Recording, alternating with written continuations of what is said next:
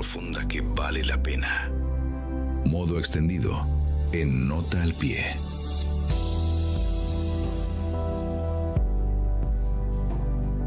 Bueno, estamos nomás, LTI me escucho, Xavi, estamos ok, estamos ok, estamos en vivo. Es rarísimo esta disposición porque no veo el televisor, no veo nada, pero confío en Xavi enteramente. Leti, ¿cómo estás? Gracias por venir. Bien, gracias a vos por invitarme a este modo extendido. Es una cosa rara. Este nuevo segmento, claro, donde nos tomamos tiempo. Me gustó la propuesta. Está bueno, está bueno. Tomarse un tiempo está bueno. Cuando te invité no sabía bien cómo explicarlo, porque como el programa no había arrancado, no había nada para mostrar. Por ahí estaba doble discurso y digo, no quiero que se quede con la idea de doble discurso, que era mucho más, no sé cómo llamarlo, confrontativo. Picante, iba a decir yo. Para nosotros picante. Entonces digo, ¿qué le digo? Entonces le dije, es como el método Rebord o como un ciclo que hace Julia Mengolini, que me gusta también, que llama gente que no necesariamente piensa como ella. Uh-huh. Y bueno, y dijiste sí a la primera. Sí, porque me encantó. De hecho, venía hablando con Gustavo, cuando se jubiló, Pérez Ruiz, quien ha sido un mentor en mi carrera original, que es el periodismo, decir, hagamos streaming y hagamos algo que tenga que ver con charlar de otros temas que no tengan que ver con la coyuntura. Así que cuando vos me contaste, te dije, yo tenía ganas de que sí, obvio, voy. Me anoto primera, sin ningún lugar a dudas, porque me parece que es algo necesario, ¿no? Esas cosas como que hay que recuperar el tiempo de charlar, el tiempo de escucharnos. Uh-huh. ¿No? Sin estar pensando la respuesta antes que termine la pregunta la otra persona, o lo que decíamos recién fuera de aire, ¿no? Hacer todo para el creepy, para esos 30. Es una locura eso. Es exactamente, entonces, porque se pierde el contenido. Es todo efecto, el efectismo por sobre el contenido real. Así que bueno, bienvenido y ojalá sea un exitazo el segmento. No sé, todo Nota al Pie y bueno, vamos a poner toda la ficha. Sí, obvio. Sí, para soñar no hay límite. Por supuesto. A ver, todavía no te cobran por soñar, así que soñemos. Tal cual.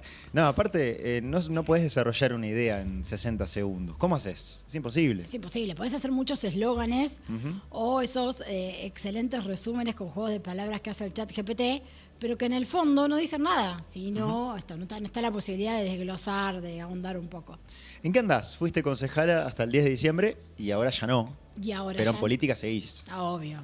Como uno estuvo antes, digamos, antes de ser concejal, militaba, hacía política.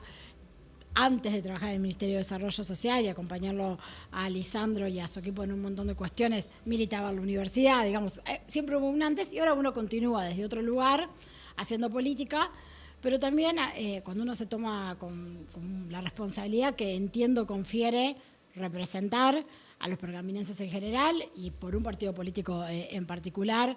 En mi caso también haber sido la cabeza de bloque durante tanto tiempo, donde uno tiene que no solo leer los expedientes y tener una opinión sobre el expediente y haberlo estudiado, sino también charlas como con otra responsabilidad, con otros dirigentes de otros espacios políticos, para llegar a acuerdos, para llegar a consensos, para avisar que se va a picar, claro. Como en doble discurso, se va a picar.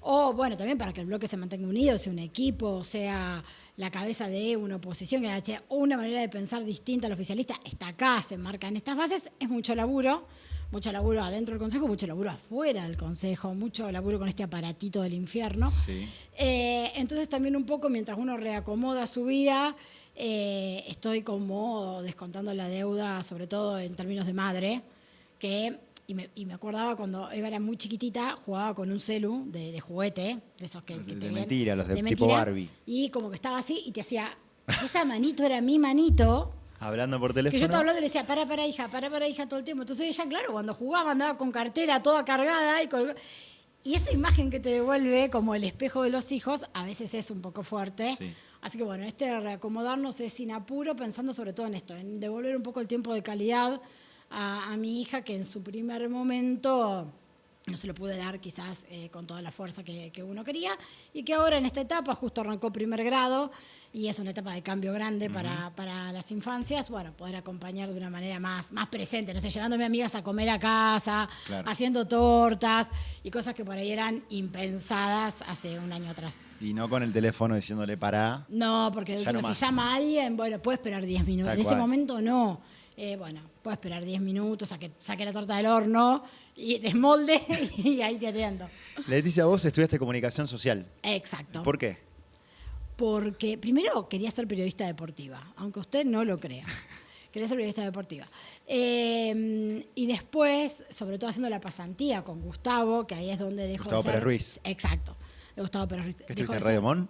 Claro, Mirá. dejo de ser oyente únicamente para pasar a hacer como una especie de pasantía. Gustavo, como siempre, alentando los sueños de quien se acercaba. Me acuerdo que mis actividades era buscar los cables. En esa época Cables era de noticia, cable de digamos. noticia, claro. ¿Y Cable de qué noticia, año cable de estamos tela, hablando? 98-99. Ahí va. Sí, es vintage. ¿Internet?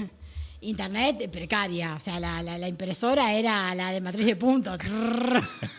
Estoy hablando de piezas de museo. Bueno, y hacer los cables y después a la hora de contar las noticias, bueno, él me daba un espacio diciendo, a ver, ¿qué encontraste en internacionales? ¿Qué encontraste? Era como una clase didáctica de periodismo al aire y ahí empecé a tomar interés por otros temas y darme cuenta que más que periodismo deportivo, estudiar ciencias de la comunicación era una puerta más abierta, mejor. Luché con mi padre porque yo me quería ir a Rosario, me quería ir a Capital a estudiar a la UBA, gané esa partida, allí fui y bueno, la carrera me abrió la cabeza, me explotó, me encontré mi verdadero yo, bueno, y eternamente enamorada de FESOC, digamos. Y ahí terminaste la carrera, lo hiciste... Sí, terminé de cursarla en el 2008, hice el profesorado de Ciencias de la Comunicación en paralelo y una parte de Ciencia Política, y después mi carrera tiene tesina. Ujú. Y la debí durante muchísimos tiempos, hasta el año pasado que la entregué. Ah, bien. Bien, Ya sí, terminó sí. ahí el ciclo. Y ahí terminó el ciclo, y estamos esperando el título. Ah, bien. Pero bueno, bien. estuvo del 2008 al 2024 debiendo la tesina, soñándola, digamos, soñaba que la entregaba y me la rechazaban. Te la rechazaban. Soñaba todas las peores pesadillas, escribí inicios como de 6, 7 tesis que nunca te llegaron a por ningún puerto, hasta que bueno, el año pasado me senté y la escribí. ¿Y sobre qué fue esa tesina? Comunicación sindical. Ahí va. Mira vos. Justo, mirá que se gestó entre el 23 y el 24, 23 y 24, más o menos, y tenía que ver sobre todo con un documental muy interesante que hace Luz y Fuerza, que se los recomiendo, está en YouTube. Es Hugo del Carril, nada más ni nada menos que para el peronismo es una voz muy importante, quien aparece en la película, que es un dato histórico porque no aparece en muchas cosas, y cuenta cómo era la vida antes de los sindicatos y después de los sindicatos, cómo cambia la vida del trabajador cuando esa comunidad se organiza y empieza a conquistar derechos. Es muy gráfica, es muy interesante, así que bueno, esa fue la tesina. Bien. ¿Y trabajaste o en algo relacionado con la comunicación antes de la política? Y trabajé, bueno, primero trabajé en una revista que se llamaba El Mestizo, que era una publicación universitaria, que estaba muy buena, mucho laburo, autogestiva, por supuesto, pero que tenía un gran laburo, porque la hacíamos estudiantes de filosofía, de antropología, sociología, psicología y comunicación. Hermosa, muy densa, muy modo extendido, Me digamos. imagino. ¿Se imprimían? Interesante, se imprimía. Obvio, en esa época no existía el PDF, ojalá Claro. hubiese existido el PDF. Hubiésemos tenido muchísimos más lectores. En eso también nos auspiciaba Gustavo Pérez Ruiz, Mirá. que le traíamos revistas a la radio y nos iba llamando haciendo notas a los diferentes autores y de las notas y demás. Tenía un espacio para la literatura ahí, porque teníamos un compañero de comunicación que le gustaba escribir cuentos, así que había siempre como una noticia ficcionalizada. Podría haber crecido más El Mestizo. ¿Y qué pasó ahí? Y nos fuimos egresando, fuimos terminando la carrera. Ahí yo entro a Estudio País 24 y represento a la provincia de Buenos Aires junto a Juan Alberto Badía, Mavi Wells y Martín Jauregui. Y laburé ahí 2 años hasta que terminé Estudio País 24, empieza Estudio País Bicentenario para el 2010. Y lo que empieza a ver eran tipo bolos, notas, porque era como un juego de preguntas y respuestas, que cada tanto íbamos los representantes de cada provincia. Sin duda fue una experiencia, ahí aprendí la generosidad de Juan Alberto y también la posibilidad de crecer, de aprender, de aprender a manejar tiempos, selección de información, conocer el país, porque lo que aprendías viendo ese programa. Claro. Tenías una persona por provincia. Una persona por provincia que contaba toda la vida. Una parte era como de noticias de cada provincia, y otra parte era más vinculada a las cuestiones, no sé, paisaje, cultura, idiosincrasia de cada provincia, con la complejidad de representar a la provincia de Buenos Aires. Es lo que te iba a preguntar. Ah, ¿Crees que China. hay una identidad? Porque en la escuela, a nivel provincia, en los últimos años se insiste mucho con la idea de identidad bonaerense. Es muy complicado. Para mí es imposible que alguien de La Matanza comparta algo con alguien de Pergamino que el de Pergamino no comparta con el de Rosario. A ver, yo creo que hay una... A ver, hay ciertas claves de lo bonaerense que quizás puedan replicarse. Después nos cambia mucho cuando es un gran centro urbano, ¿no? Y es diferente La Plata como capital provincial, estando a 90 kilómetros de capital federal, que lo que puede ser Mendoza capital o Córdoba capital. Gravita distinto en la provincia. Lo que pasa en La Plata gravita de una manera, sí, en la política, pero no en la vida social, cultural. Sí. Y era un desafío construir eso de ser bonaerense, poder representar, por ejemplo, en una semana, haber contado lo que pasaba. Yo creo que se podía regionalizar, ¿no? Había algo muy dentro de lo que era el interior de la provincia de Buenos Aires, el norte, si querés, de la provincia de Buenos Aires puede compartir ciertas cuestiones, el medio de la provincia de Buenos Aires tiene otras cosas, el sur de la provincia de Buenos Aires tiene otra cosa. También es diferente si la ciudad es muy industrial o si la ciudad es más vinculada al agro. Bueno, laburar esos matices para poder mostrarla, uno de los desafíos era, por ejemplo, contar las historias alrededor del tren o alrededor de los fuertes fortines que tuvo la provincia de Buenos Aires a medida que fue corriendo el límite hacia la Patagonia. Bueno, ahí, en ese caminito, íbamos encontrando como un poco el ser bonaerense.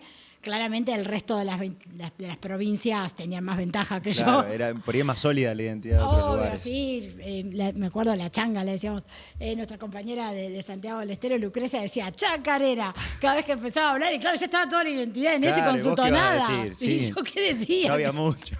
No había mucho, yo estaba sentado al lado de Buenos Aires, que era el chino Lin, que siempre lo vemos en la tele cubriendo cuestiones del mundo China, que era el representante de Cava.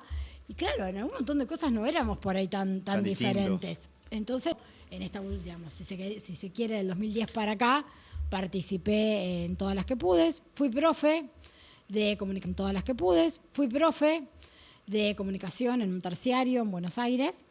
Y después ya me vine convocada por Lisandro para hacer la parte de prensa, comunicación. Así arrancaste en el peronismo local.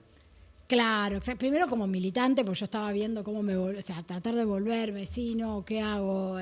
Laburo en Pergamino, sigo apostando a capital, en esa transición y en esa duda. Mi mamá ya hace muchos años que era viuda, estaba sola, tiraba un poco la cuestión como familiar de volver. Y en eso yo ya estaba militando en Buenos Aires y acá me acercaba a las actividades que veía que había, que me avisaba, sobre todo me había hecho por carta abierta, muy cercana a Carmen Rolandelli, a Jorge Yarri, a Claudia Argento, todas personas que conocí a través de Gustavo Pérez Ruiz. Y bueno, en un momento me dijeron, vení, acércate, me presentaron en el espacio, era una persona más que caía cada tanto.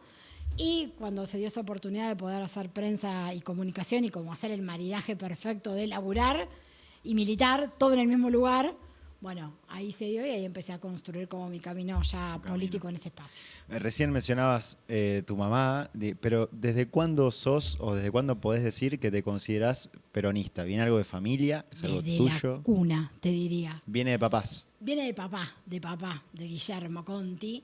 Mi viejo, cuando yo nazco, un 2 de diciembre de 1982, todavía dictadura militar, en decadencia, pero todavía dictadura militar, ya empezaba a haber reuniones políticas. Mi papá era secretario de la Juventud de la Azul y Blanca con Guillermo Barlima. El mundo te lleva a seguir militando, claro, a reencontrarme con Euge. Y el primer lugar al que voy, cuando apenas me pueden sacar de mi casa, me dan permiso el pediatra, fue la Azul y Blanca.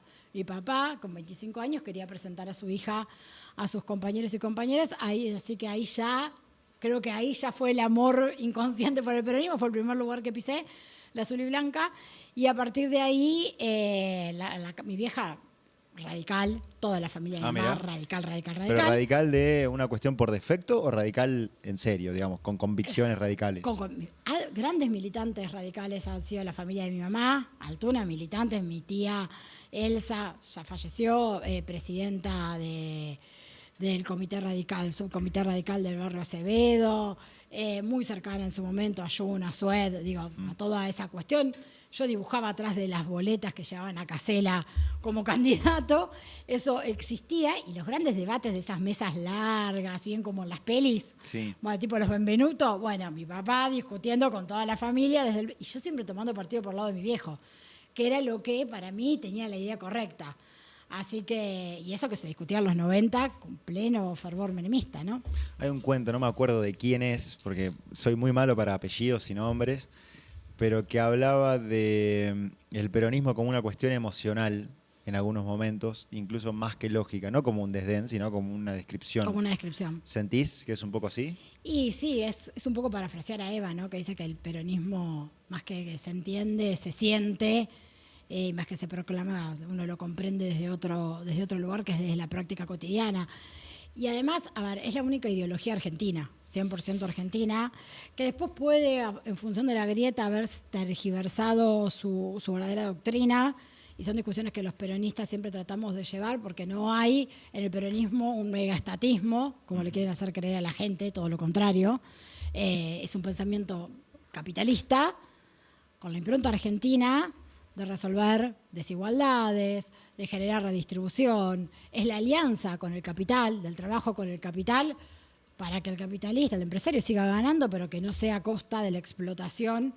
Y ahí vuelvo, se me vienen las imágenes del documental que te contaba de Luz y Fuerzas, no con la explotación, la exclusión y prácticamente la esclavitud, entre comillas, del trabajador, sino con un trabajador con derechos, que se va de vacaciones, que cambia el auto, que digamos que tiene una vida de ascenso social, aunque su lugar siga siendo el de trabajador, y aunque crezca siga siendo trabajador. Claro. Y a lo sumo tenga un hijo profesional, pero que va a seguir siempre dentro de la cuestión, más allá de los avances de trabajador. No hay una lucha de clases. De hecho, la izquierda que nos critica que no tenemos lucha de clases. Bueno, porque creemos en que justamente desde el Estado, el rol del Estado es generar esa armonía de clases que permita no llegar a capitalismo salvaje, digamos, y los hombres puedan vivir felices, como decía el general. Y entonces desde ese lugar, que aparte es un lugar profundamente empático, porque tiene como a la doctrina social de la Iglesia como base de su fundamento cuando hablamos de justicia social, bueno, sin ningún lugar a dudas es un lugar muy cómodo para estar y para defender las ideas. Cuando uno tiene claras las 20 verdades, la doctrina, digo... O sea, es que te escuchaba y hace un tiempo vengo escuchando, hay unas cosas que me parece que es muy claro Moreno, y es un tipo muy particular porque comparte algunas cosas con Milei en cuanto a ser medio showman, Sí. Y un poco como que pega bien en algunos medios, pero el tipo es, no sé si lo has escuchado, un acérrimo antiprogresista. Sí. Y él dice, no, bueno, la diferencia entre el peronismo y el progresismo es que el peronismo quiere la solidaridad en la economía y el progresismo, y lo mete Kicillof ahí, la competencia, y el peronismo cree que la verdad es absoluta y los progres, como dice él, tienen la idea de la autopercepción postmodernista. ¿Qué pensás sobre Ay, eso? a ver, yo creo que Moreno es algo que lo que decías comparto, y es como un gran evangelizador de la doctrina peronista del 45, ¿no? Va por ahí recordándonos lo que nos convocó como peronistas en el siglo XX. Yo lo que creo que es la discusión que se tiene que dar el peronismo ahora, y más allá de los nombres propios y más allá de las chicanas, porque después, como vos decís, comparte algo lo de Milei, lo que le sale bien a Moreno es que es histriónico y es un showman. Y está muy bien ahí, no sabemos para beneficiar a quién.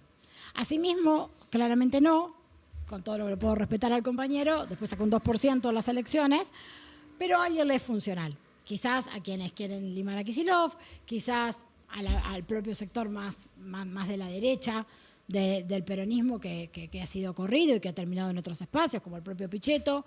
No sé muy bien cuál es el juego de la política, sé que hay definiciones que da y que uno coincide.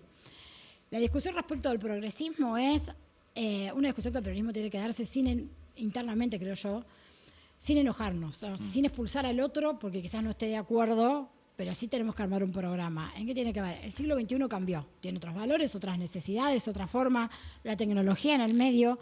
Bueno, ¿cómo trasladamos esa doctrina del siglo XX a la del siglo XXI? Sin que pierda la esencia peronista, pero que pueda abarcar más, que pueda contemplar más, pero sin perder la patria libre, justa y soberana, pero también ciertas cuestiones elementales como, no sé, a ver, el derecho fundamental de que laburar te alcance para comer, para pagar el alquiler y para pagar los servicios.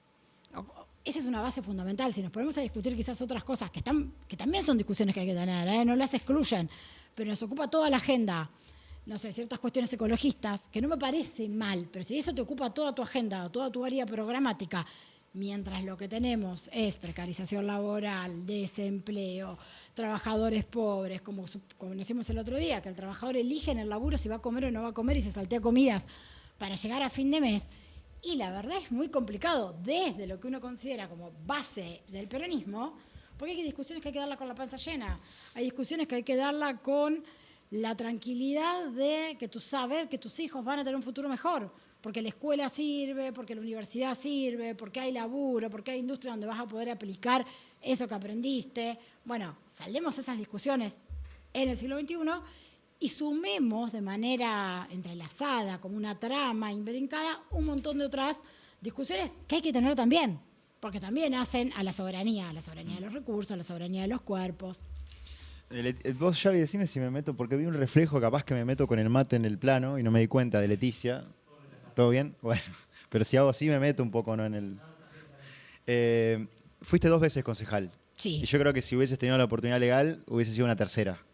Me encanta. Lo legislativo me apasiona. Si mis compañeros y mis compañeras pensaban que yo tenía que seguir estando, hubiese seguido ahí por la pasión, ¿no? Vos hablabas un rato esto del sentimiento, ¿no? Por la pasión que me genera lo legislativo, porque es el arte de convencer.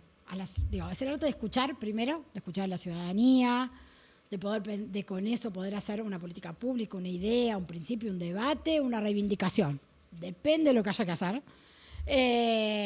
Y después de convencer a quien piensa parecido, que está bueno que acompañe, del que piensa completamente distinto. ¿Cómo vamos a hacer para que esto salga? Porque para este sector también es importante. A veces uno lo puede hacer con mayor éxito, a veces con menos éxito. De hecho, me tocó ser durante 8 años concejal en un momento de mayoría absoluta del oficialismo local y de muchísima acumulación de poder por el intendente Javier Martínez, lo cual hacía básicamente que éramos como gente que molestaba. Bueno, yo creo que en algún momento decía, che, vamos a escuchar a estos, así se sacan las ganas de decir lo que piensan y seguimos gobernando, ¿no? Como desde un desdén total y absoluto, que no es la realidad que tenemos hoy, con un Javier Martínez que se le termina su tercer mandato y hoy no puede reelegir, que si pudiera, no sé si lo haría realmente. Él dijo acá que no, que es más, que el tercero estuvo de más. Bueno, el desgaste se nota mucho. Y no lo digo como crítica, lo digo como diagnóstico. Tampoco sé si es como humanamente soportable 8 años, o sea, sí. 12 y después 16, estando a cargo de una ciudad donde lo que hablábamos hoy, ¿no? El telefonito no te para de sonar. No. Desde un pozo, por un árbol, hasta por problemas grosísimos, algunos de los cuales ni siquiera lo podés resolver. ¿Qué haces hoy cuando te llama un empresario, con un montón de años, con un montón de espalda, diciendo que va a dejar a tantas personas en la calle, o que está por cerrar o que se va a fundir? Cuando vos, desde el municipio, ¿cuánto podés aportar para que eso no suceda? Y encima, en el medio de una alianza con el partido que favorece que eso suceda, ¿no? Que las empresas, que se esté destruyendo la matriz de producción nacional. Ahora, por otro lado, vos tenés el actor local que más de una vez te abrió la puerta de la empresa, que más de una vez te ha ayudado en alguna cuestión, que se está fundiendo. Son situaciones de muchísimo estrés, de muchísima exposición, que hay que sortear y que no sé si está tan bueno hacerlo durante un montón de años. Igual siempre consideramos nosotros que el que decide es el pueblo, ¿no? Más allá de, si uno va y se postula, ¿cuándo se termina el tiempo de...? ¿Vos tenés esa posición? Para mí sí. No hay que limitar las reelecciones para indefinidas. Mí no, porque es subestimar a la gente. La gente sabe perfectamente cuándo se le termina el amor por el dirigente. ¿No crees que hay, por ejemplo, lo que pasa en Formosa, cuando uno tiene el poder del Estado, ese poder en manos equivocadas puede generar una dependencia? A Infran van y lo votan. Y después lo que tenemos es que... cuando vamos a los datos duros y nos metemos, por ejemplo, en la página del INDEC y vemos los resultados del censo, una provincia que no tiene todos los recursos, por ejemplo, como tiene la provincia de Buenos Aires, ha cambiado abismalmente. Después está lo que dice Villarroel o lo que dice Milei, que es Formosa, que no lo pisó nunca en su vida. que no tiene idea y que le quiere decir al Formosa... Ay, perdón. Ay, no pasa nada. ¿Ya puedes traer un poquito La de agua? yerba. O me levanto yo. Sí, no fue a propósito. Que le quiere decir al Le formoseño, puse yerba ahí. Sí. sin conocer Formosa, ni la idiosincrasia de Formosa, y ahí, recuperemos el federalismo y el arte de escuchar. ¿Cuáles son sus dirigentes y cómo lo tienen que elegir? Como que vos le digas al de Pergaminos, un formoseño le diga a un pergaminense que Martínez ya fue. O sea, ¿quién es el formoseño para decir que a nosotros, que lo decía el pueblo de Pergamino, que lo decía el pueblo de Formosa? Y yendo a lo local, el poder del Estado lo tenía Cachi Gutiérrez, total y absolutamente, durante 1.000.000 de años más o menos. Vino Martínez, que había salido de un club que no lo conocía nadie, fue en la misma boleta en una interna y le ganó. ¿Por qué? Porque la gente dijo, se terminó el tiempo de Cachi. Porque no le gustó que se haya ido diputado, porque en algún momento la gente se desenamora, por ponerlo en términos de hay un educación. desgaste también de la opinión pública. Exacto, y va y cambia, porque quizás Pacini, que no había hecho 2 malos años de gestión, hubiese sido el candidato, quizás le iba mejor, pero bueno, en esto de querer volver a la gente en esa coyuntura, en ese momento dado, cuando el discurso nacional era el cambio, le pareció que no era por ahí. Entonces ahora también, más allá de eso, es una gestión que está desgastada, es una gestión que se está quedando sin ideas, pero es un momento ideal para ser concejal por toda la posibilidad de hablar de consenso y de recuperar la política. Si tenías ganas de estar en este consejo puntual. Consejo es quien pudiera. Este es el consejo donde, más parecido cuando gobernaba Gutiérrez, sí, donde había que sentarse a discutir todas las cosas. El presupuesto no se rechazaba o se aprobaba así, tipo carpeta cerrada, y ya sabías el resultado antes de que vaya al cuerpo legislativo, porque se abría, porque no le alcanzaba con los votos propios. Entonces había que ir con ideas. Entonces tampoco era la cuestión de, bueno, me siento y me opongo y busco 3, 4 cosas que no me gustan, así porque ya sé que me voy a oponer. Había que tener otro nivel de responsabilidad, otro nivel de estudio, que era, esto y esto no me gusta, pero cambiame A y B y acompañá tal cosa, y entonces podemos tirar juntos, esto que ahora el intendente llama pergaminismo, ¿no? Bueno, fue algo que desde nuestro bloque lo invitamos a hacer sistemáticamente durante 8 o 10 años en las cuestiones. Y un ejemplo es, y lo escuchaba, pues miré toda la semana el programa, no completo, pero lo miré. Lo escuchaba a Nacho Maistegui hablar del proyecto del microcrédito. Presentamos ese proyecto en el 2021, cuando estaban toda la consecuencia de la pandemia, entre el 2020 y 2021. Nos sacaron, perdimos por goleada, ¿no? Y lo presentamos de nuevo el año pasado. Y el año pasado lo había armado Silvia Viera, que conoce técnicamente un montón el ejercicio municipal. Y en eso, como todo espacio político que aspira a gobernar en algún momento, no somos irresponsables. Nos fijamos de qué partida, cómo se podía fundamentar. Obviamente, como todo dinero es finito, no hacemos A y hacemos B. Bueno, habíamos hecho esas movidas sin desfinanciar ninguna, o sea, un poquito de acá, un poquito de allá, a sabiendas que nos los iban a rechazar, y tenía como resultado 150 millones. Y Silvia Viera, que integraba la Comisión de Presupuesto y Cuentas, Nacho Maistegui, que la presidía, dijo, no, aparte es un papelón aprobar esto porque 150 millones no es nada de plata. Y ahora resulta que 100 millones sí lo son. Y el proyecto 130, es el mismo. Sí. Y el proyecto es el mismo. Entonces, y ni siquiera está como, lo repensamos. El gesto, ¿no? El gesto que es con la gente. Lo repensamos.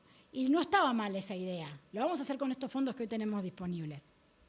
Que aparte termina siendo de una demagogia total y absoluta, diciendo que es de lo que se están ahorrando de los empleados y qué sé yo, cuando el año pasado lo presupuestado se ejecutó prácticamente de manera completa en términos de salarios, por lo cual en realidad no hubo ahorro. Lo que hay es una decisión de poner dinero en eso, y bienvenido sea porque lo pedimos durante un montón de años.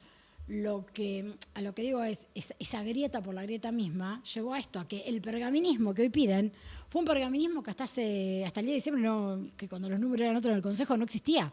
Porque la buena idea, la buena propuesta del bloque opositor, responsablemente, después vos podés decir, lo hacemos, pero no 100 millones, 200 o 50 o 80, lo que sea, no de acá, de allá, no importa, uno tiraba una idea con lo que podía para que la pelota empiece a girar. Y no fue tenido en cuenta, era todo rechazado sistemáticamente. Incluso proyectos que después, fueron las tranqueras georreferenciadas, digo, un montón de proyectos que decís, ay, nos estamos perdiendo la posibilidad de mostrar que se puede trabajar juntos con personas que piensan diferentes. O que uno, aunque es oposición, aporta a una gestión, a un gobierno. Porque si la idea está buena, vos sabés que el rédito se lo va a llevar el oficialismo. Pero no importa, tu laburo es llevar esa idea igual. Porque desde algún lugar, desde una partecita chiquitita del Poder Legislativo, también se gobierna. Leticia, ayer hablábamos con Alejandro Mazagué, que vino acá al piso, y bueno, hablábamos un poco del peronismo en general, y él contaba que le parecía bien que Alcides Sequeiro haya llegado al lugar de la presidencia del partido, aunque no le pareciera del todo bien, o le hubiese gustado que hubiese internas. Uno por ahí nota, o uno se pregunta, ¿por qué razón nunca está tan lejos el peronismo de gobernar, o siempre lo estuvo, a nivel pergamino me refiero, ¿no? Si es porque no se puede, porque no se quiere, porque no se sabe cómo. A ver, yo creo que Porque la gente no lo quiere. No, a ver, son diferentes momentos. Yo creo que, como pasa con muchísimas ciudades del interior de la provincia de Buenos Aires, hay una porción que es nada más ni nada menos que un tercio de la ciudad que acompaña esa idea. De la misma manera que hay un tercio que no la acompaña. Y hay un tercio que está en el medio que puede caer para un lado o para el otro y define hasta acá ninguna verdad revelada. ¿Cuál es el escenario que favorece al peronismo y que le permite ser gobierno? Incluso se lo permitió Alcides. Y cuando Alejandro Mazagué fue candidato en el 23, en una charla en la UNOVA, lo dijo con todas las letras, es un escenario donde hay 3/3. ¿Sí? Entonces ahí el peronismo tiene el discurso, el oficio, la militancia, el trabajo, las ideas, la estructura, para hacer el tercio más grande. Para tener eso que puede ser, como en el 2013 fue con Lisandro Bormioli, como en el 2025 fue con Alejandro Mazagué. Bueno, Alejandro tiene un escenario aún más favorecedor porque, digamos, esos 2/3 no peronistas, por decirlo de alguna manera, está dividido en 3 en realidad. Tenías la Libertad Avanza, Hechos, y el espacio de Bocanera, que también algo se llevó. Bueno, tenías más chance de ganar todavía. Pero digo, en ese escenario está todo por ganar. O sea, el que gana va a ganar y así ganó igual. Así es, cuando fue intendente con el 32, con el 35, bueno, con el 30 sí. Porque tenía una atomización de eso, de este sector, vuelvo a repetir, no peronista, que no significa antiperonista, no peronista, no identificado a priori con nosotros, al que hay que ir a buscar, al que hay que muchas veces presentarle de manera más clara para romper prejuicios, cuáles son las ideas, cuáles son las bases. Digo, por eso digo, en ese laburo que uno hace de gestar. Por eso yo no creo que uno llegue a determinados lugares o a ser candidato así porque te llaman. El peronismo no tiene tanto de eso y tiene más de laburar, de la militancia, porque nos preparamos para cuando ese escenario se dé. Y para cuando ese escenario se dé vos tenés que tener 3, 4, 5 cuadros listos y ver en esa coyuntura determinada quién es el candidato o candidata que más rinde. Después, y pasó acá alevosamente, en octubre, no había más 3 opciones, había simplemente 2, era Fuerza Patria a nivel nacional, pero en la misma ciudad, un mes después, avanza, mismo elector, misma cantidad de votantes que fueron, no cambió nada. Y la Libertad Avanza junto con el PRO, y el resultado fue el de siempre. Entonces no es que la ciudad no elige el peronismo, sino que cuando se condensa todo en 2 polos, en esa grieta, bueno, no somos la parte favorita. Ahora, en el escenario que viene, porque puede ser de 2/3, puede ser de 3/3 o no, con un Martínez desgastado, bueno, la verdad que el peronismo puede ser una cuestión competitiva. Tiene que tener programa, tiene que tener buenos candidatos. 27, por alguna razón yo no lo veo posible, pero se repite el error de que el no peronismo vaya separado, otra vez Hechos, la Libertad Avanza, o como se llame, el PRO, Libertad Avanza por fuera.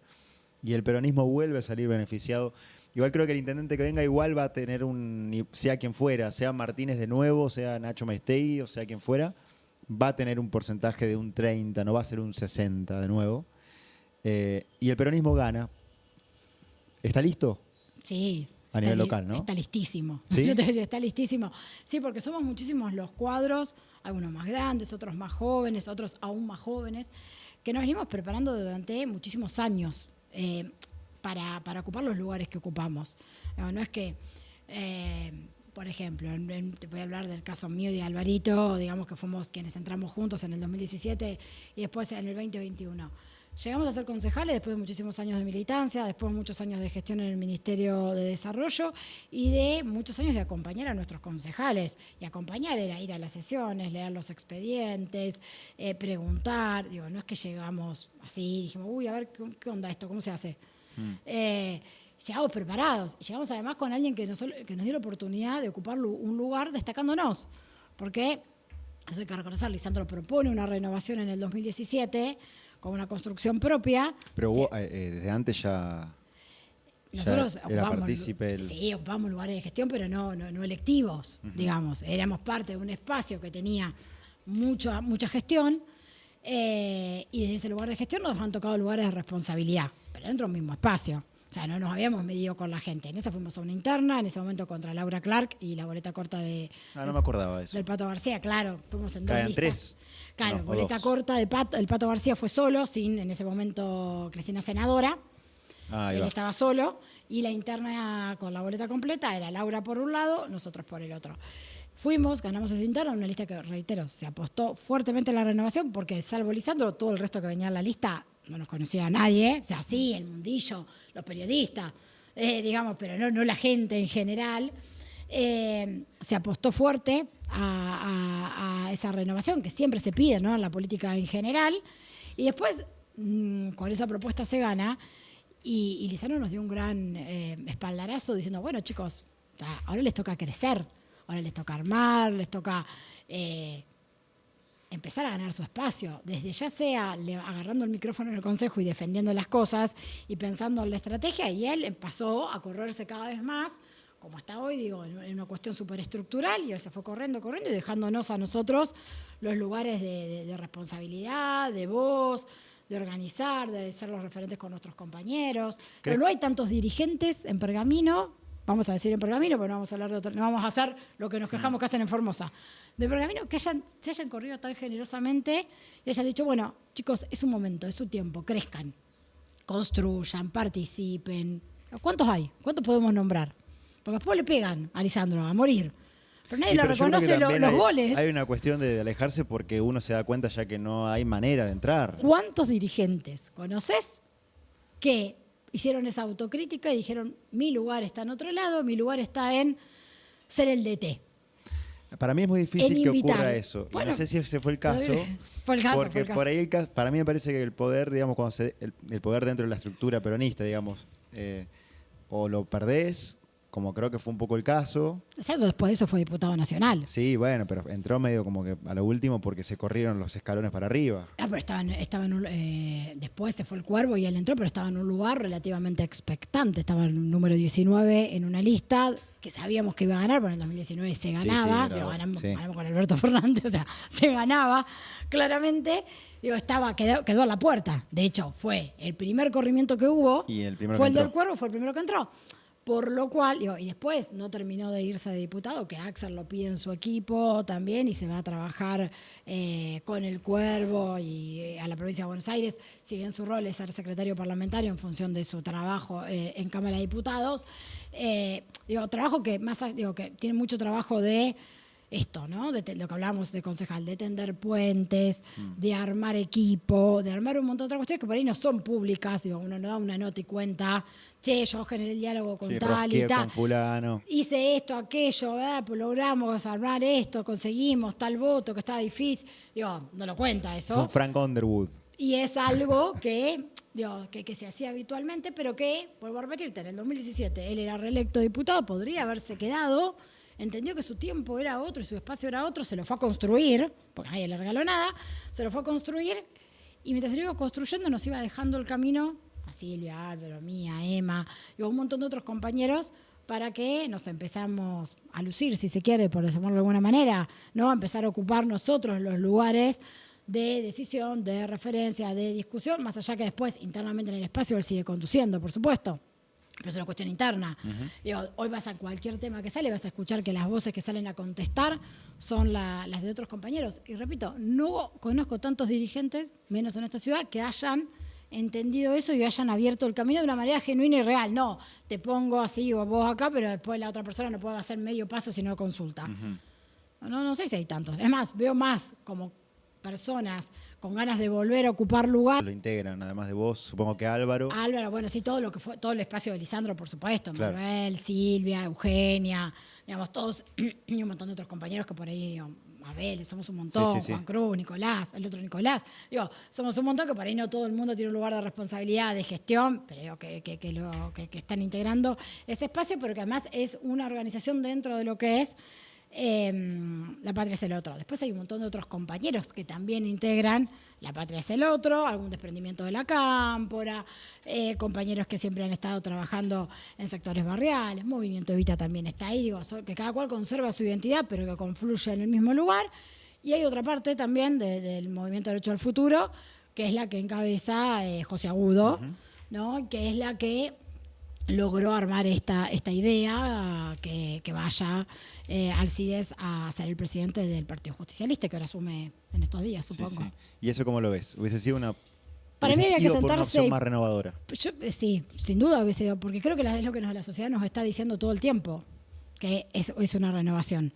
Nosotros, desde el peronismo, creemos que siempre la renovación, vuelvo a repetirte, no es alguien que está sentado en su casa y lo llamamos, vení, no es outsider, es una renovación de todos esos cuadros que se preparan durante un montón de tiempo, militan durante un montón de tiempo y están en un lugar tangencial, marginal, digamos, en términos de cargo político.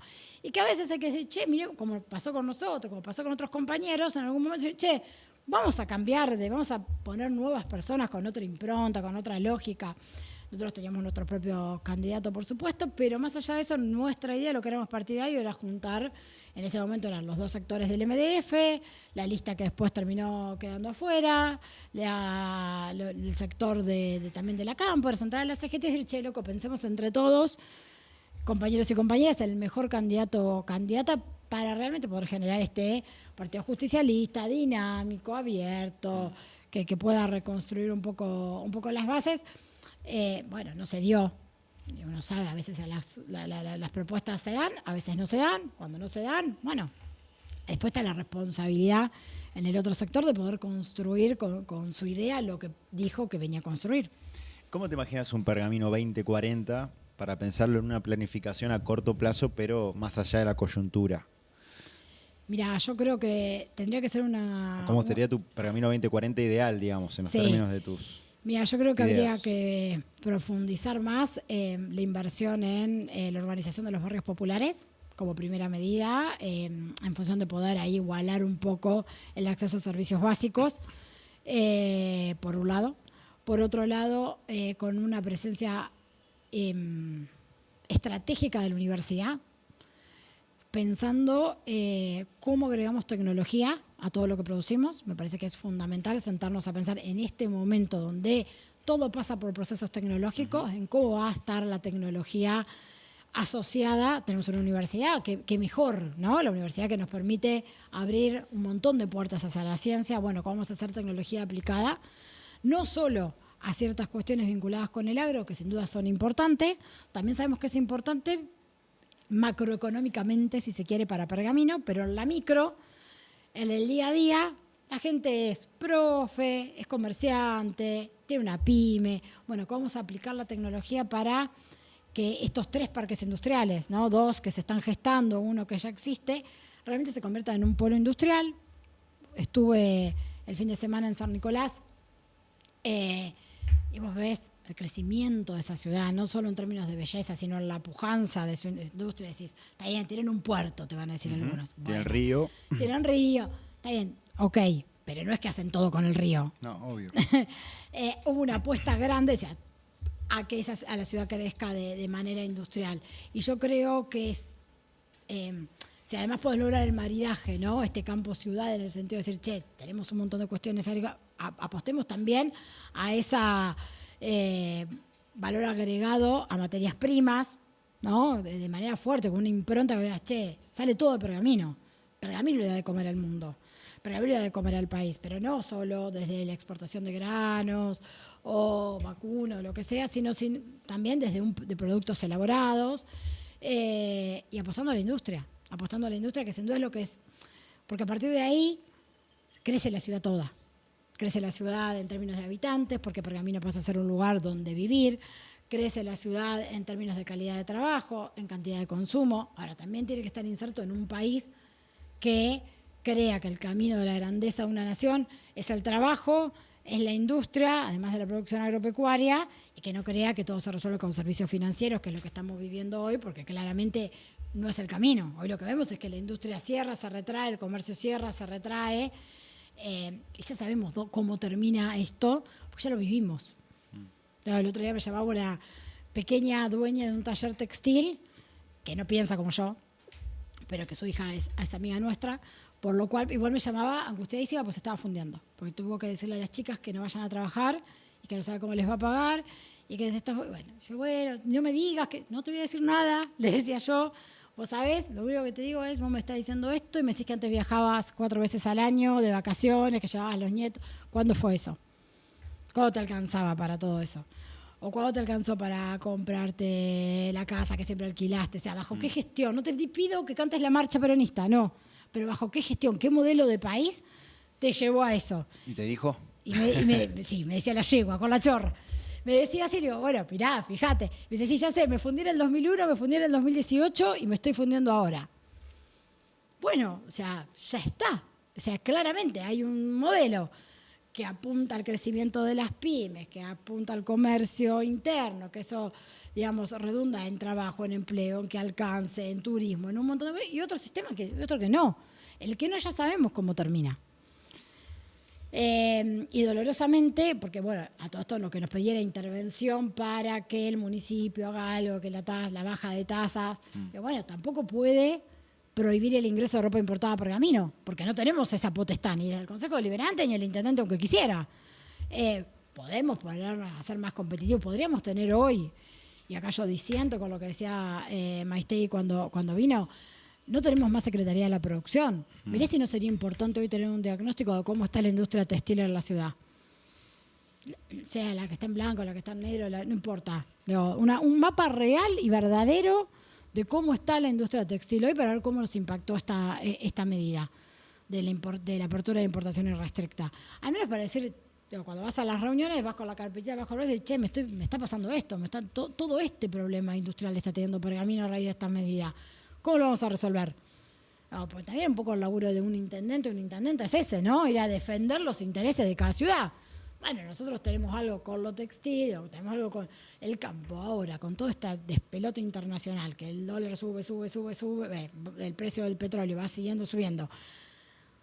Eso impacta los costos que tiene el campo para producir. O sea, ¿cómo va a poder resistirlo en un tipo de cambio que es no competitivo? Pero que si se devalúa, ya está, nos morimos todos de hambre. Pero que tampoco le resulta competitivo a nadie. Entonces, es una bomba de tiempo. Ahora, si la bomba de tiempo explota, ¿quién pierde? Los 45 millones de argentinos. Ahí sí creo que tenemos que ponernos todos los pantalones largos y decir, bueno, ¿cómo trabajamos en conjunto para salir de esta? Leti, 2 cosas, pero no sé para cuál ir. Para la que quieras, casi que es libre. Uno, que va enlazado, que cómo ves el tema de la IA. A mí me parece que no somos conscientes todavía del cambio que se viene en los próximos 2 años, digamos, a nivel laboral es tremendo. Y por otro lado, que no tiene nada que ver, o por ahí sí, ¿cómo ves la lógica Milei en términos no de economía, sino a nivel social, digamos, a nivel de clima social? Elegí el camino que quieras. Elijo el camino de la IA, porque me parece súper interesante. A ver, sin duda es, si querés, el salto cuántico más grande que ha hecho el hombre en cuanto a desarrollo y a potencialidad que tiene, que como vos decís, es difícil poder dimensionarlo desde nuestro lugar común y corriente en la Tierra, el impacto real que tiene en los procesos productivos, en la ciencia, en la creación de nueva tecnología, la IA. Pero que tiene antes de todo eso, y como obstáculo para poder comprender ese impacto, digo, quizás pueda ser comparable a la imprenta de Gutenberg, ¿no? Que fue algo que no existía y que cuando existió cambió el mundo para siempre. Sí. Bueno, pero este cambio es más rápido, mucho más rápido. Es 1000 veces más veloz. No nos resulta inteligible. O sea, no llegamos a digerir lo que está pasando cuando cambió. El cerebro no puede entender ese cambio. Genera muchísima angustia, porque quienes intentamos saber y comprender nos levantamos y lo que ayer entendí ya no sirve más, es viejísimo. Eso resulta en angustiante. Pero por sobre todas las cosas, la IA lo que cambió son las subjetividades, es la capacidad de percibir. Porque vino a poner en tela de juicio qué es real y qué no es real. Y acá me pongo filosófica. Pero hoy, más allá de en cuánto puede suplantar o no al humano en la realización de alguna que otra tarea, hay videos, hay fotos, hay un montón de cuestiones que vos decís, che, ¿es verdad o es IA? Uh-huh. Y cuando uno duda primero viene el me creo todo, ¿no? El imperio de la fake news, entonces, y esto, si querés, va de suyo con lo de Milei, colabora a la fanatización, a la polarización. Sí, la idea del algoritmo es tremendo. Exacto, a generar cada vez burbujas donde estamos más atomizados. Bueno, un espanto en términos de humanidad, ¿no? Con lo que significa la palabra humanidad, por un lado, pero por otro lado, después viene, más tarde, más temprano, una cierta pedagogía de decir, che, loco, hay que dudar, ¿no? Sabemos que esto puede ser IA. Ahora, cuando vos ya dudás de todo, no hay margen para lo real, porque va a terminar siendo en última instancia lo que vos creas que sea. ¿Y cómo lo validás? Si no hay una democratización de validar imágenes de un programita, una app, donde veas, che, esto es cierto, ¿dónde la chequeamos? Uh-huh. Tenés que siempre delegar como la confianza en otro. Cuando vos, relativamente hasta antes de la IA, más o menos tenías una manera de, ¿esto será cierto o no? Te fijabas, lo googleabas, lo buscabas, preguntabas, no sé, te dabas cuenta si ese choque en la esquina fue real o no. Vas hasta la esquina de última. Uh-huh. Ahora no. Y te decía, moldea también subjetividades por esto que vos decís. Los dueños de la IA son los dueños del algoritmo, que son los dueños de nuestro tiempo, del tiempo. Nada más ni nada menos, por eso celebré modo extendido, por tomarnos tiempo. Porque, ¿cuánto tiempo pasamos scrolleando? Todo, horas. No importa. 8 horas. Yo a veces veo los celos de los chicos, 8 horas, 10 horas, 12 horas. De nuestro tiempo. ¿Qué hacíamos antes con esas 12 horas? Hablábamos con un familiar, nos poníamos... ¿Te aburrías?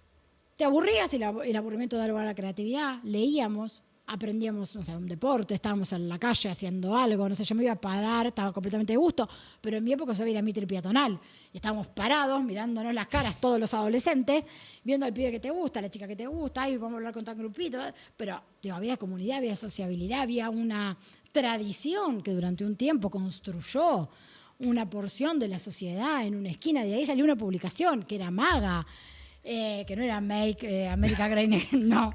¿Qué era Maga? Una revista de fotitos de los que eran tipo las populares, las divinas. Sí. Bueno. ¿De qué año estamos hablando? 96, 97, okay. Por ahí.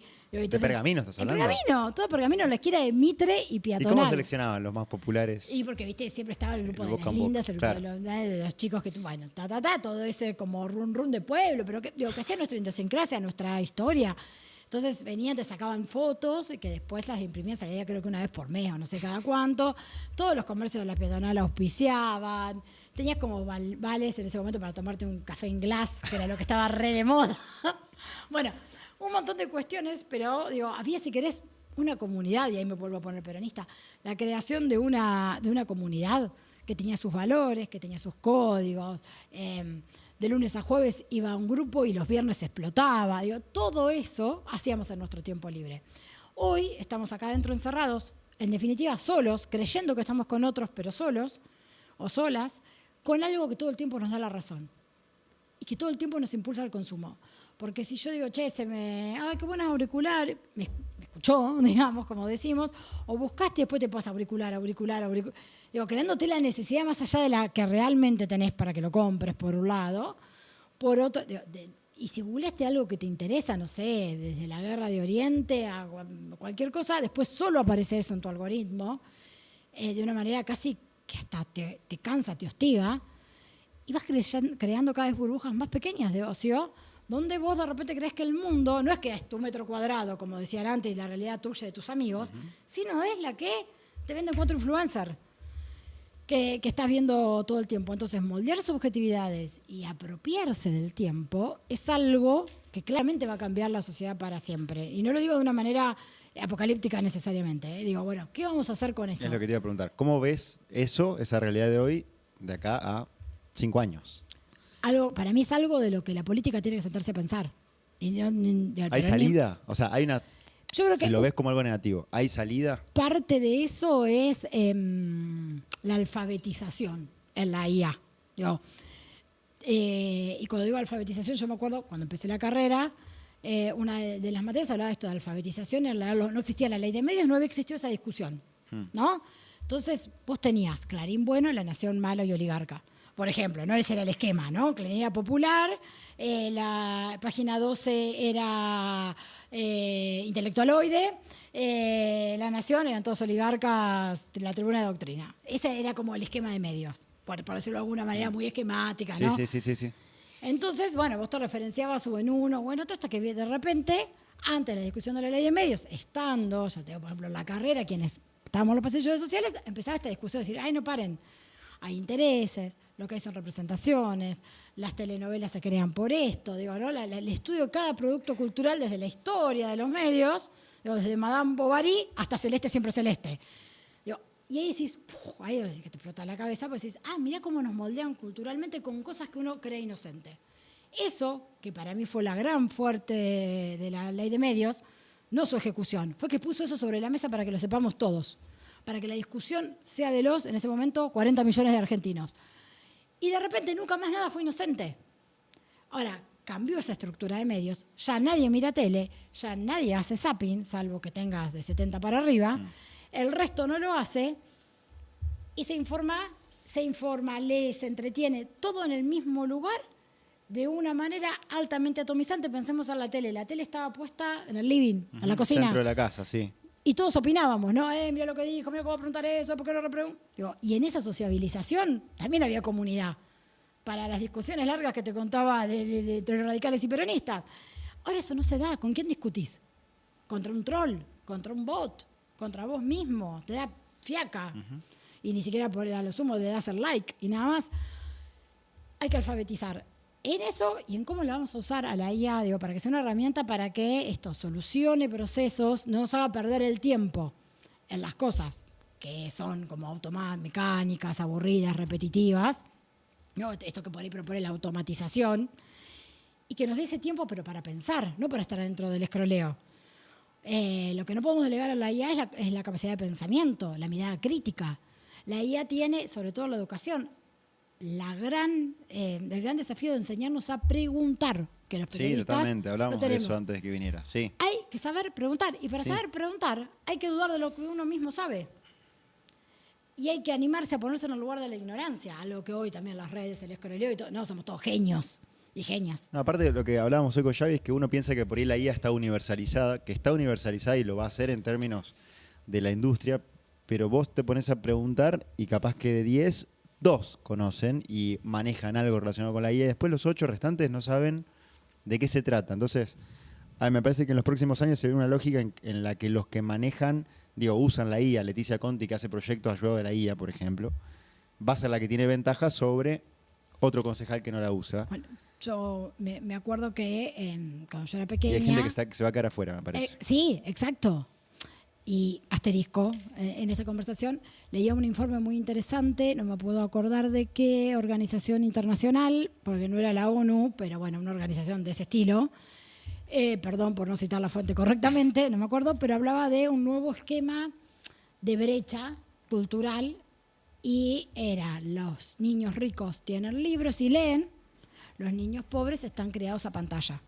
El entretenimiento, la accesibilidad a los bienes culturales, que por ahí antes era, el que tiene un poco más de dinero paga el cable y ve una peli, el otro sigue, no sé, en la calle con el valero, la payana, no sé, las figuritas. Bueno, eso hoy está desde un lugar muchísimo más pasivo, que trae grandes problemas cognitivos, que es todo resuelto desde el teléfono y sobre todo a corta edad, lo que te genera la tensión de la pantalla, que no es increíble, no es lo mismo en el celu que en la tele. No. En la tele el chico se dispersa, se aburre, se va a jugar o a copiar lo que está viendo en la tele. En el celu está completamente abducido por el celular. Y que los sectores económicamente y culturalmente más acomodados lo siguen resolviendo analógicamente, ¿no? Está la lectura, hay otras herramientas. Entonces lo que se va a dar es algo que antes no existía, que era una desventaja cognitiva, que no era algo, si se quiere, antes de lo que generaba una brecha o una diferencia. Me pareció súper interesante, vuelvo a lo mismo, porque la política tiene que encargarse de eso. ¿Cómo vamos a resolver esa desigualdad que es nueva, que es del siglo XXI, que no existía antes. Porque antes alcanzaba con que te enseñen a leer y a escribir, digamos, con la primaria más o menos, digamos, Sarmiento, guardapolvo blanco, pum, pum, pum, todos más o menos con la misma posibilidad de acceder a tener las herramientas básicas para pensar, analizar, estudiar. Después, obviamente estaba el que tenía la posibilidad de estudiar y formarse y el que no, pero la herramienta base accedía a todo el mundo. Bueno, eso no alcanza ahora. Y se está produciendo esto. Y en esto que vos decías, de quién lo usa y quién no lo usa, también quién lo puede usar, que no como Google. ¿No? Claro, sí, Para buscar más una allá de cosa, eso. está copio pego, ¿me entendés? Sino de esto, de una mirada crítica, que él usa como frontón para llegar a una mejor idea, para Sí, que para mejorar un proyecto, sí. Bueno, por eso hay que tener entrenadísimo el pensamiento crítico y la capacidad de preguntar. Digo, son desafíos. La cuestión es, bueno, yo creo que el pergamino de 2040 tiene que tener aceitadísimo eso. Tiene los lugares físicos para hacerlo, seguramente tiene los profesionales para poder hacerlo. Y si ahí vos decís, hay que invertir para que como Bellas Artes da curso, haya mucho de ese laburo, bueno, invertamos en eso. Invertir en la formación de nuestros niños y niñas creo que es lo más interesante que podemos hacer como sociedad también. Bien. Leti, se pasó volando la hora. ¿Viste? No era tan Se pasó difícil. volando y aparte quedaron un montón de preguntas afuera que de la política. ¿Quién iba a imaginar, o vos qué ibas a imaginar, que en una nota iba a estar hablando de IA No, 15 minutos? Era imposible una nota por videollamada de 10 minutos hablar de IA. no, Siempre porque- nos llama por la coyuntura, por qué opina Leticia Conti de fulano, lo que hablamos fuera del aire. Exacto, sí, se pierde la posibilidad de sostener un diálogo, digamos, en la pantallita, ¿no? Sí, obvio. Es esto, es el clip, la cosa picante para que nos clipeen y conseguir el derecho a réplica para el día siguiente. Así que van a salir por ahí recortes de Leticia Conti hablando de IA que no tiene nada que ver con lo que venías hablando en... Es que se sorprendan, dirán, ¿qué le pasó? Tiene una columna de IA. Bueno, Leti, gracias por venir. ¿A quién te gustaría que invitemos en los próximos? Hay que dejarle la posta Hay que dejar la alguien. posta a alguien. No, bueno, tengo un montón, te puedo hacer una lista, pero son todos. Uno o una. Te digo uno y te digo una. O pensarlo así, ¿a quién te interesaría escuchar ¿A qué que me por ahí no conoces tanto y decís, mira este tipo, mira esta mujer? Bueno, mira, yo voy a decir a alguien. Para que no me nombres a los conocidos, al que tenés Exacto. al lado. No te voy a decir, vos decís, a Eugenio Orliman, no te voy a decir a Eugenia. Lisandro, no te voy a decir a Lisandro. Estaría buenísimo, pero Sí, no sí, te voy a sí. decir. Pero que me lo diga otro. Alvarito, no, claro. Te voy a decir a una científica que es orgullo de nuestra ciudad, Jessica Chazarreta, que es licenciada en genética, doctora en genética también, creo, si mal no recuerdo. Estuvo en la Universidad de Kansas con sus cortos 30 y nada de años. Ha sido premiada internacionalmente por sus investigaciones en el maíz. Es una persona que estudia mucho la IA. Es una persona que está muy a tono con todos estos avances científicos y creo que tiene un montón para aportar y para inspirar, porque una mujer joven, científica, con todos esos títulos, con un nivel de éxito interesante, me parece que puede resultar inspirador y que además se pueden hablar temas que tienen que ver con la economía local y esto de darte una respuesta muchísimo más acabada de qué hacemos con el Pergamino 2040. Ven, me interesa, te voy a pedir el contacto entonces. Dale, te lo después. paso. Bueno, Leti, gracias por venir. No, Gracias por favor. animarte a ser la primera, por sumarte. Gracias, un placer, un placer. Bueno, gracias. Xavi, despido esta cámara o no, a esta camarita. Bueno, nosotros nos vemos el lunes con más nota al pie, arrancamos con la coyuntura de siempre y nos damos el espacio el viernes. Así que gracias, Xavi. Nos vemos el lunes. Chau, chau.